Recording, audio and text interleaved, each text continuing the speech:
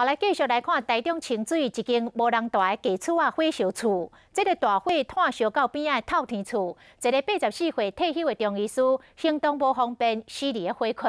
啊，伊53岁查囝，互救出来的时阵是满着棉被。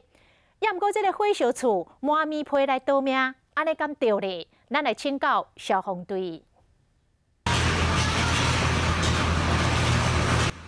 主体火烧，烧到电线，发出啪啪叫的声音。厝内84岁退休的中医师背负逃走，葬身伫火窟。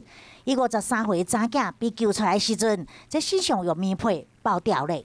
他当时头发有烧焦的情况，伤者倒了头毛去烧到，伊的双脚双手40趴，一度的烧伤。虽然受伤，但是有保掉一命。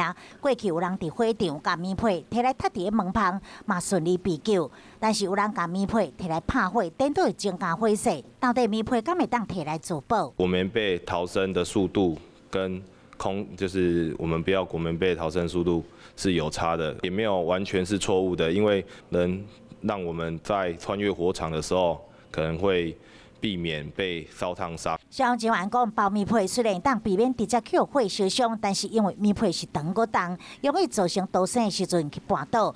若是火还阁无大，爱赶紧摕灭火器灭火；若无下火走，就赶紧先走。如果这火势已经大，爱赶紧关门，然后开窗，摕面巾或者棉被搭这门旁，千万唔通密伫便所。包棉被是冒险的，但是嘛袂当讲完全袂当达到保护作用，也是爱照火场实际状况来做判定。